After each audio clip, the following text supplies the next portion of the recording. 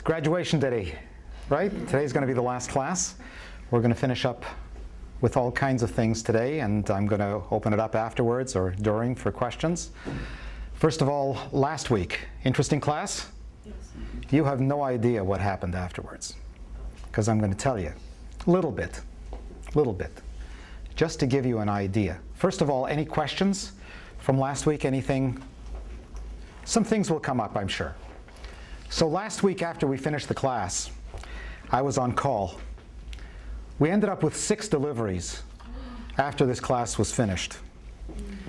The most interesting and the most complex and the most dangerous of which was a woman who came in by ambulance.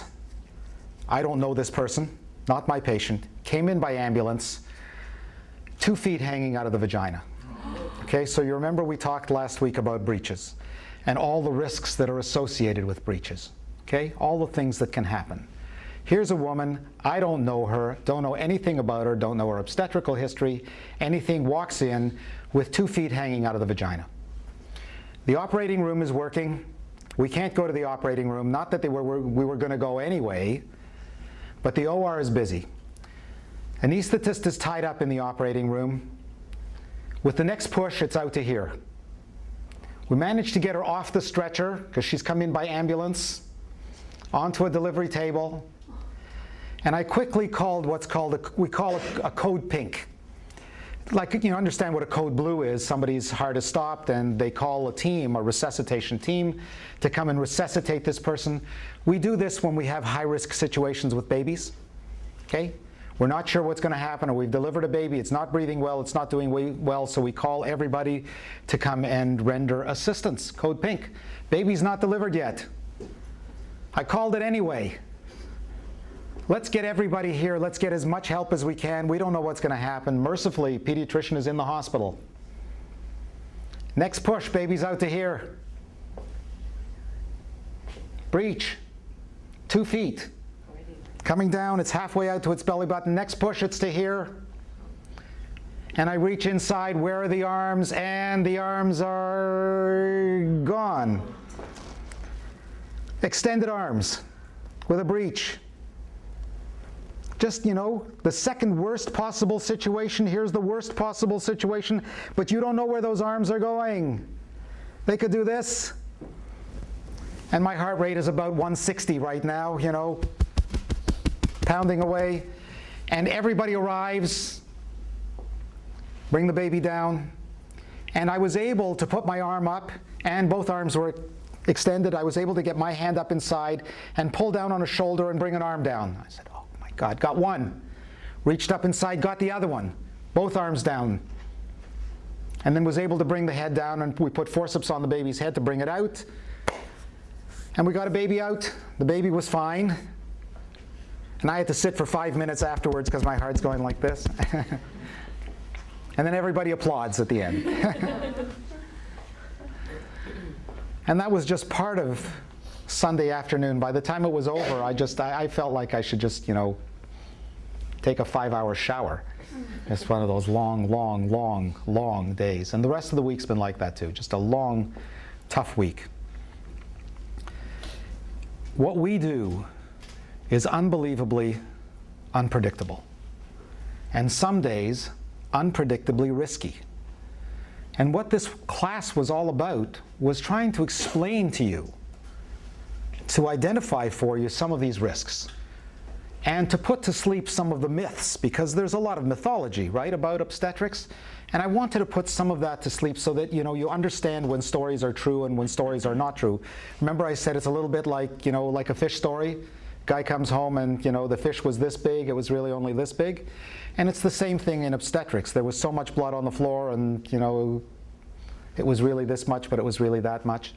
So I want all of you to understand what takes place, and that there is an enormous amount of incomprehensible risk that's out there that you don't know about. It's not just, you know, you come in, you smile, you have a baby, and you go home with a baby. There are things that are associated with that. And I think that in going through this class, you understand that a lot better. I think you agree. It helps you to get inside my head and to understand what I'm thinking and what I'm feeling as I'm doing all of this, because some days it's difficult. So I said to you last time that I wanted to finish up by talking to you about the last of the big problems at the end of the pregnancy. And what I want to talk to you about first, before we talk about what happens after, is preeclampsia, or toxemia of pregnancy, because I'm sure all of you have heard about it. And toxemia of pregnancy is a syndrome complex, consists of a number of different things, and it's unique to pregnancy. So us boys, we're never going to get this. This is a disease that is unique to pregnancy and for which there is still no solution. Again, a great big prize, probably, for solving toxemia and curing it, for developing a medication that says this cures toxemia. Not available. The treatment for toxemia, for preeclampsia, is deliver the baby. That's the treatment. Get the baby out. The disease is caused by the pregnancy. Terminate the pregnancy, finish the disease. What does it consist of? Well, it consists of the following three things, more or less, and sometimes more. And these are the following. Number one, swelling. You get swollen. You look at yourself in the mirror and you say, whoa, too much salt last night. Your face is swollen. And it's more than just peripheral swelling where you get up and, at the end of the day and your ankles are swollen and you put your finger on your ankle and you push it in and it sinks in, and you go up your leg a little bit and you push your finger in and it sinks in. It's not that kind of swelling. And it's not the swelling of your hands where sometimes you say, I've got numbness and tingling in my fingers. And that's also fluid retention. It's like a carpal tunnel syndrome, where fluid is accumulating in your body and where nerves cross under little tendon sheaths, restrictive sheaths. They cause the nerve to be a little bit trapped, and therefore it causes conduction to change a little bit and sensation to change, and so you get some numbness and tingling in your fingers. It's not that kind of swelling either. And it's not the swelling where you look at your face and you say, whoa, my face is swollen. Look at my eyes. I got these bags. It's total body swelling. That means not only is your face swollen, your hands swollen, your ankle swollen, but your brain is swollen. You've got intracranial swelling. And so that accounts sometimes for the headaches you might get, or the nausea, or the visual symptoms. You might get some blurring of vision if you were really sick. And you get swelling of your liver, so that can affect liver enzymes, which will change in this disease. And as a result, it can affect your clotting factors, and you can bleed. So it's a multifactorial problem. So swelling. And the second thing is protein in your urine. Every time you come to my office, every single time, I make you bring a urine specimen. Agreed? Every single time. And I dip it myself because I want to see it right then and there. I want to look at the urine specimen and look at the dipstick and say, okay, is there any protein? And we're also testing it at the same time for sugar to make sure that you're not spilling sugar. We're always testing to see if you're becoming a gestational diabetic, if there's sugar spilling. And at 28 weeks, I sent all of you for a blood test. And some of you, if that blood test was abnormal, I sent for a glucose tolerance test. And for those of you that had abnormal glucose tolerance tests, I sent you off to see a diabetic specialist. Because there's a process to this, right? My goal is to protect you so that if you're developing diabetes, we're going to look after that. If you're developing toxemia, I need to know. So protein. Your kidneys leak protein in toxemia. And sometimes they leak a lot, and that can be an indicator of the seriousness of the disease. And the last component of it is hypertension. Your blood pressure goes up. And every single time you come to my office, I check your blood pressure. Every single time. So those three things make up the disease complex. And based on the package, it determines the management. And the management of it is ultimately deliver the baby. Either you deliver it yourself because you went into labor, or I deliver it one way or another. Either we induce you or we section you, but we get the baby out. How do we make that decision? And when does this disease start? How does it come on? Well, how does it present itself? And who gets it? Well, the bottom line in all of this is that I have no idea who's going to get it. It's almost always, but not exclusively, It's almost always a disease of first pregnancies. Almost always a disease of first pregnancies. When does it come on? Usually towards the end of the pregnancy. The early part of pregnancy, we see you every 4 weeks. You're not going to get toxemia likely at 16 weeks. The earliest that I ever saw it was way back in my residency. We had a woman who was about 22 weeks pregnant who developed severe toxemia. We ended up terminating the pregnancy and sacrificing the baby because it was either terminate the pregnancy or mom dies. And you have to know that if there's ever a choice between saving you or saving the baby, I'm always going to save you. I'm always going to save you before I save the baby. You can always have another baby. And as hard as that is to swallow, and as hard as it is to accept, understand that I have to save you first. And toxemia is a serious problem, and can be. So when does it come on? Usually it comes on late in pregnancy. So from 28 weeks on or so, we see you every 2 weeks, right? And from 36 weeks on, we see you every 1 week. And this disease, if it's going to come on, is usually going to present itself 33, 34, 35, 36 weeks, or even a little bit later. Part of the problem is that you can be okay Monday morning, and you can be sick Monday night. You can get sick that quickly, yes, okay? So if I see you on Monday, and your appointment is not till next Monday,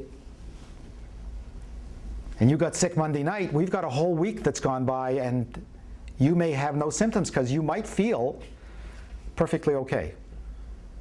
Swelling may not be of any significance because you have some swelling anyway. And you get the odd headache, but you don't pay any attention to this headache. And your urine doesn't look any different. When there's protein in it, it doesn't smell any different. It doesn't look any different. The color of the urine is irrelevant. That's just dependent on whether you're dehydrated or not.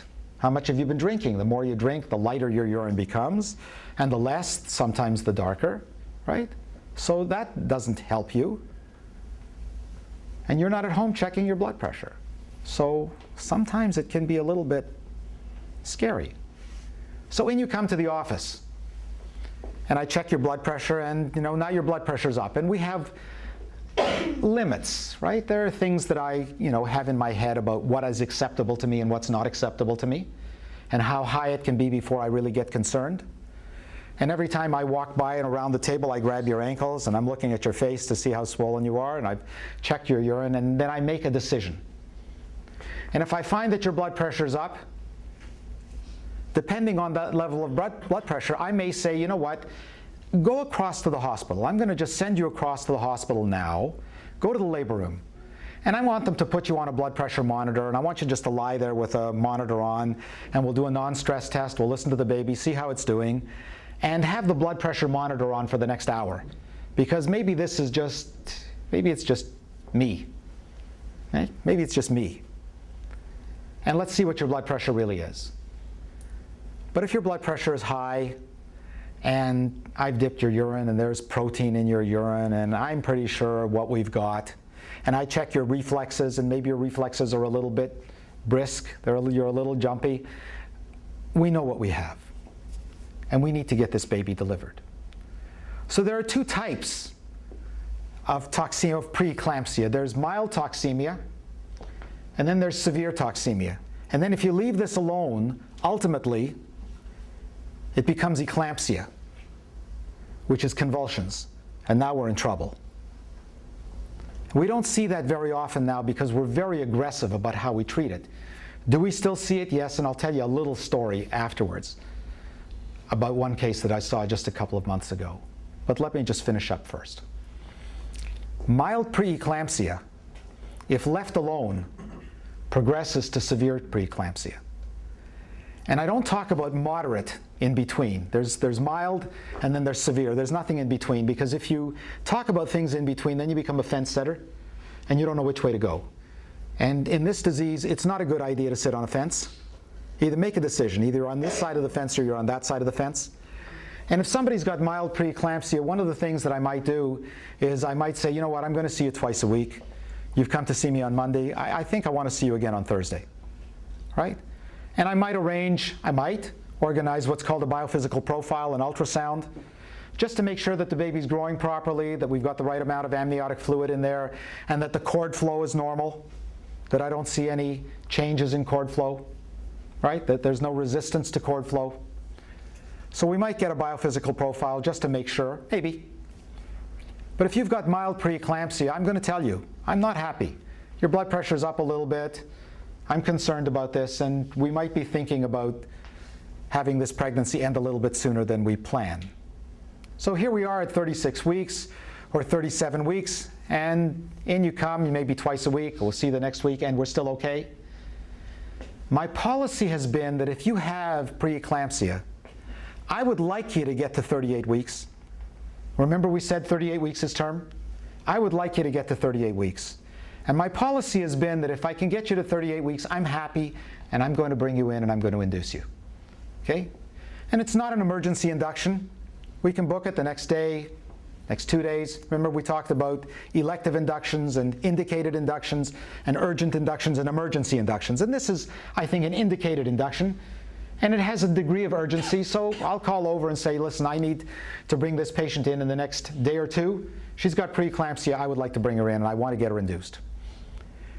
And we're still at the point where there's nothing pushing us to get this baby out today.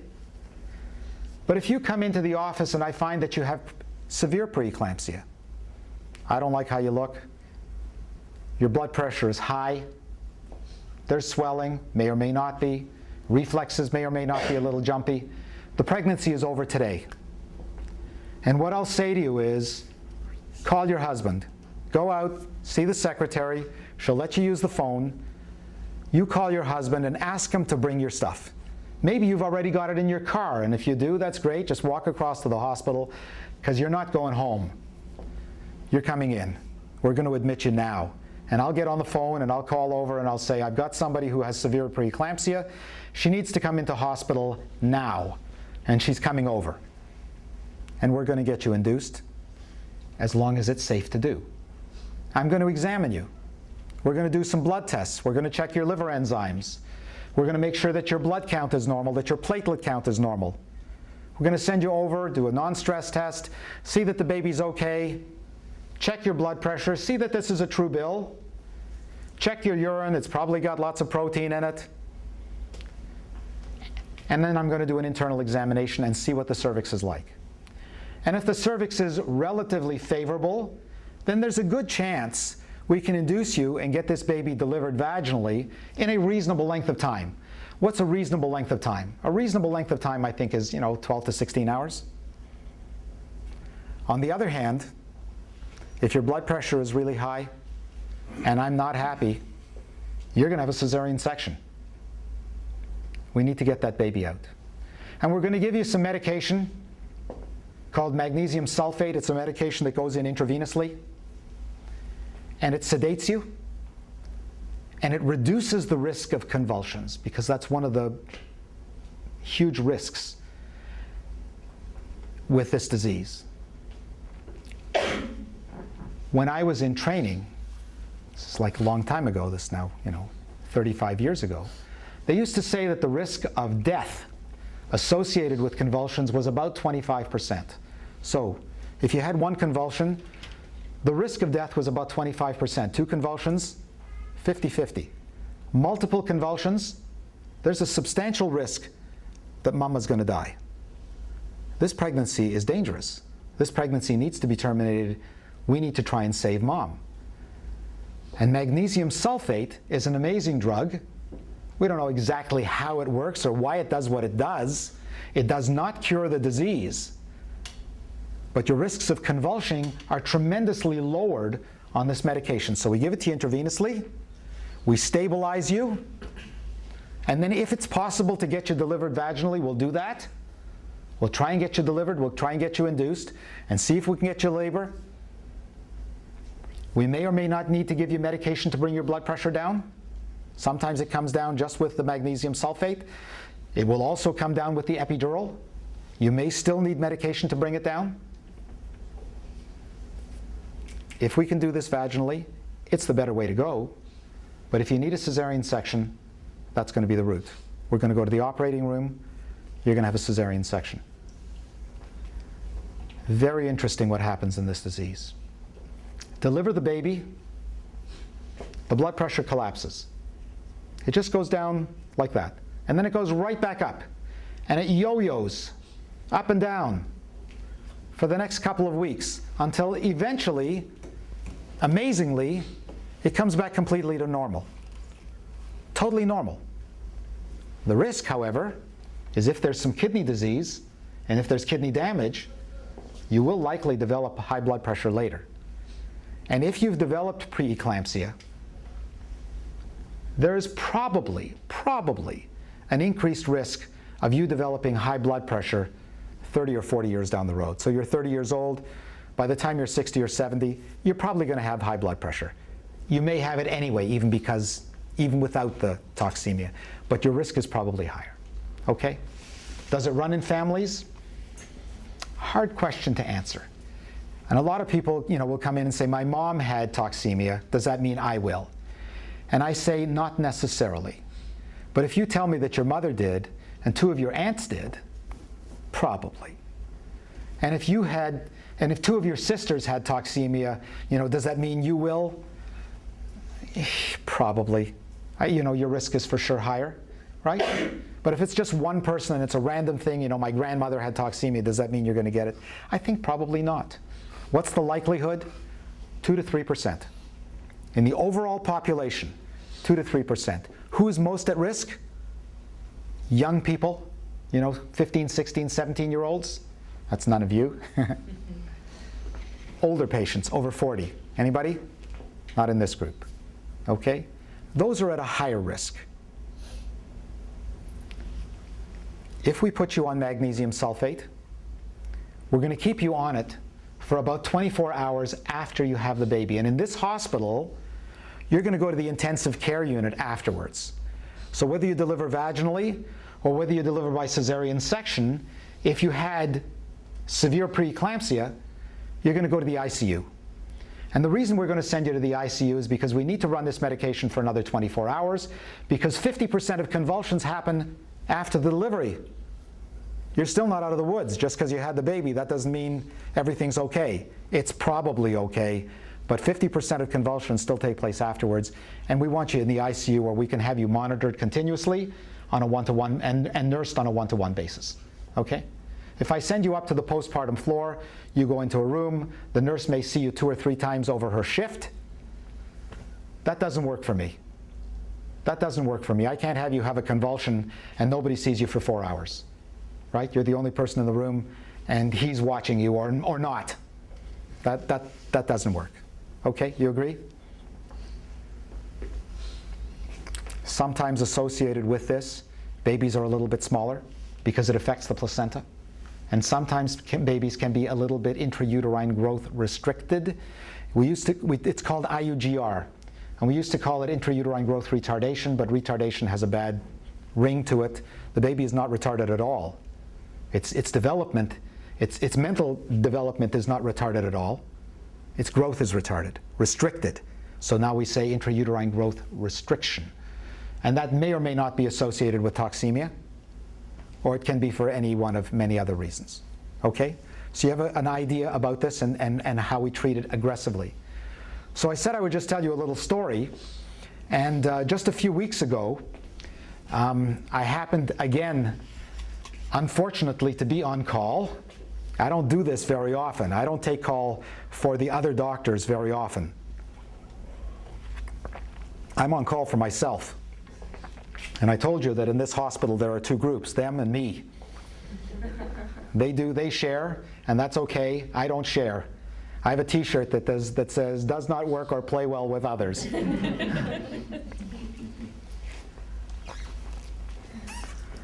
I happened to be on call, and then we got one of those ugly pages over the loudspeaker. Any obstetrician to emergency. Hate that. Something bad's happened. And they had a woman who had been brought in, don't know her, don't know anything about her, and she's convulsing actively. Multiple continuous convulsions.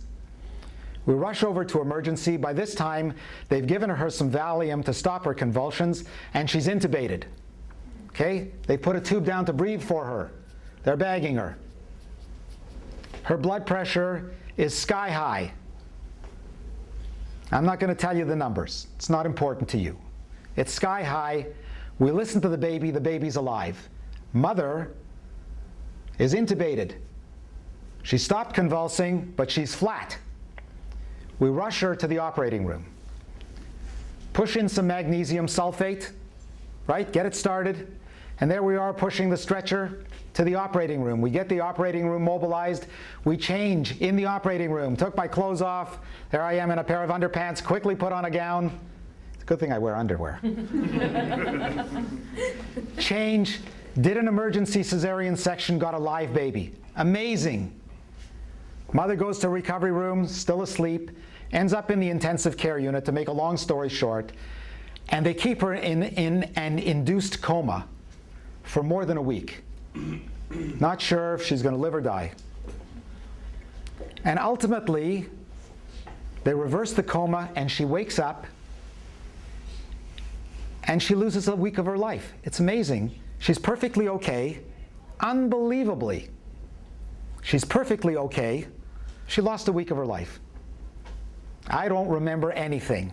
And I said, probably that's a good thing. And I had told her husband, I'd come out after the operation and I said, your baby's okay. It's going to be fine, we hope. I don't know what's going to happen with your wife. I don't know if she will live or die. We're going to do our best. She's going to go to the intensive care unit. We'll do our best for her. I have no clue what's going to happen. I have no idea. Her blood work is okay. I have no idea what her brain is like. And she woke up and it was just amazing. And it's one of those where you want to cry when she goes home because you came that close. So that's toxemia. Not a good disease? No, it's not. Yes? Sorry, you talked about the symptoms and everything. Well, what causes it? We don't know. It's the pregnancy. The baby causes it. It's something in the placenta. Maybe there's something that's produced in the placenta. We don't know. There are biologic markers. There are chemical markers. There are pathological markers of this disease that you can tell that there are changes taking place in the placenta. We don't know what causes it. It's caused by the pregnancy. Non-pregnant girls don't get, it's a disease unique to pregnancy. Unique to pregnancy means only in pregnancy. So we're not going to get it, and non-pregnant girls are not going to get it. Could it happen if you got toxemia in one pregnancy? Could you get it again? Yes. Is it likely? No. It's almost always a disease of first pregnancy. But in medicine, there's no never and there's no always, right? Medicine doesn't work like that, right? Does that help you? I can't answer it any better than that for you, except to tell you that the treatment of the disease, the treatment of toxemia, is get the baby out of there. Deliver the baby, solve the problem. Now, if this disease is to the point where you need to do something at 34 weeks, you do it at 34 weeks. But if I can get you to term that would be better, we're going to have a baby that's not a premature baby. But does that always happen? No. But almost always, it's a disease of late pregnancy. And that's why we see you more often, later on, right? Any other questions about it? And I spend a few minutes with this because it's a serious problem, okay? 2 or 3% of the population means in my own practice, I'm going to see it a dozen times a year. Once a month, somebody's going to have toxemia in the office, right? So that's a significant problem in my book. And certainly we can't ignore it. And it's as bad today as it was 35 years ago, except we don't see as many people convulsing because we're aggressive. I remember in residency, it was not unusual to see people come in with convulsions or to have a history of convulsion. She had a convulsion at home or she had a convulsion in the ambulance. It's really uncommon to see that today. And I think education sometimes has a lot to do with that too, right? I think we're just a little more vigilant. I hope we are, all right? Okay, so I said that would be the last of the big things that we were going to talk about at the end, and I said we would talk today about what happens after you have the baby, right? Baby's delivered, And we talked last time about the APGAR score, about scoring the baby, and what was going to take place. So baby's delivered.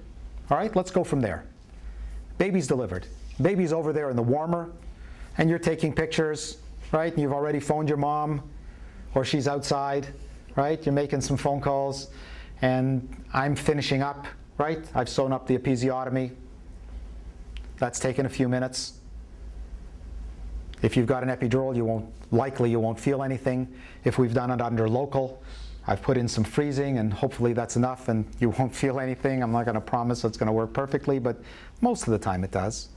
And the placenta's delivered, and hopefully there's no heavy bleeding, because it's possible to have a postpartum hemorrhage. It's possible that there could be some bleeding, and that happens. It doesn't happen that often, but it does happen. That after the baby's delivered, there's some heavy bleeding. The uterus doesn't contract as well. We've got to stop the bleeding, so we give you some oxytocin, we massage the uterus, and almost always that will control it. Once in a while, bleeding can be significant to the point where blood pressure falls. You might or you might not need a transfusion. I don't transfuse people very often.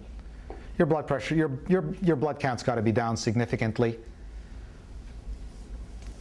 But if there's ongoing bleeding, I might be quite aggressive, and I might transfuse you in anticipation that your blood count's going to fall a little more. I might be a little more aggressive. So it depends on the situation. I can't say, here's where I do it and here's where I don't do it. But I think it's one of those things that you just have to, you have to feel, right? You play it by ear and see how things are going, but be aggressive and not get behind.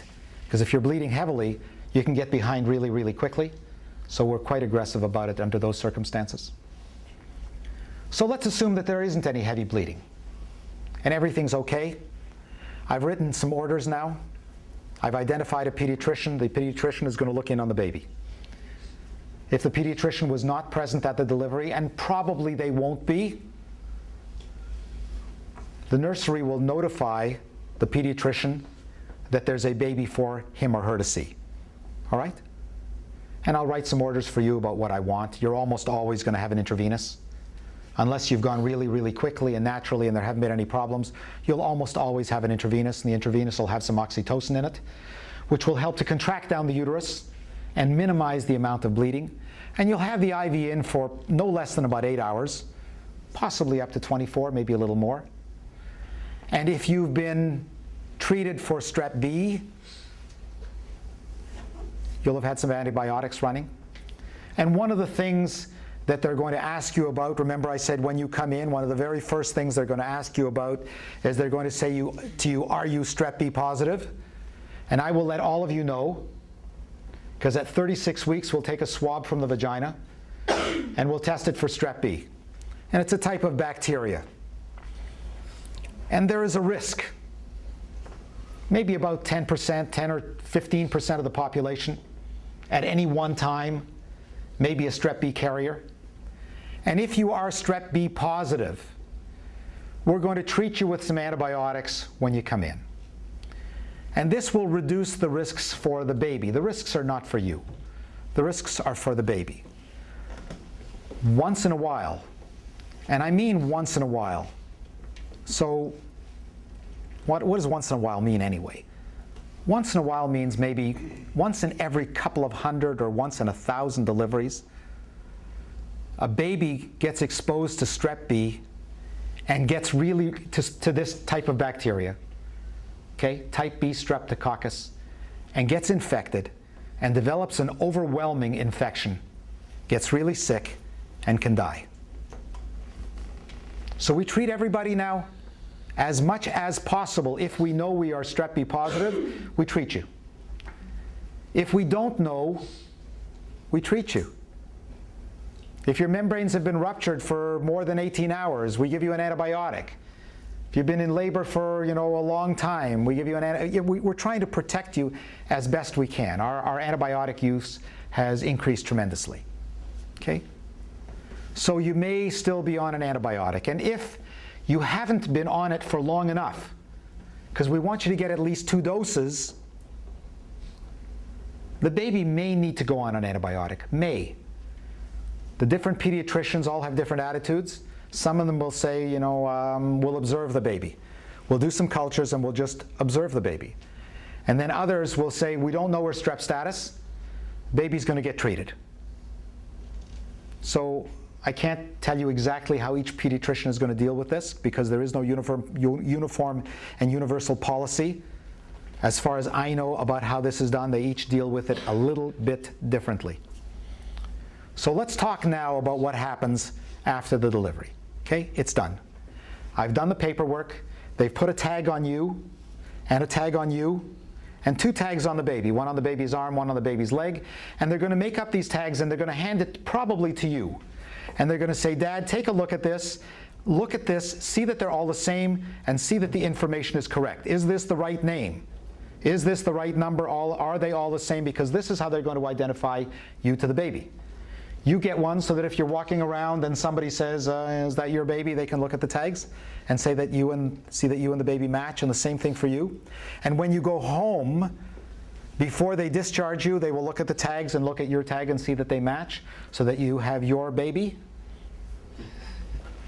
Okay? We don't want to mix things up. It doesn't happen very often, but once in a while it used to. You know, somebody would get the wrong baby, or they'd bring, in the old days, they would bring the babies out for feeding, and they would bring you the baby, and you would put the baby on the breast, and then you would say, wait a minute, this is not my baby. It's okay. No, it's not. They brought you the wrong baby. We got to straighten, right? We have to straighten this out. Today, it's direct deposit, right? So the baby's going to your room. Well, that's what we call it. The babies don't go to the nursery or to the nursing station unless there's a reason. Okay? If the baby's perfectly okay, the baby goes directly to your room. You go to your room, the baby goes with you. That's direct deposit. And the baby stays with you. You're it.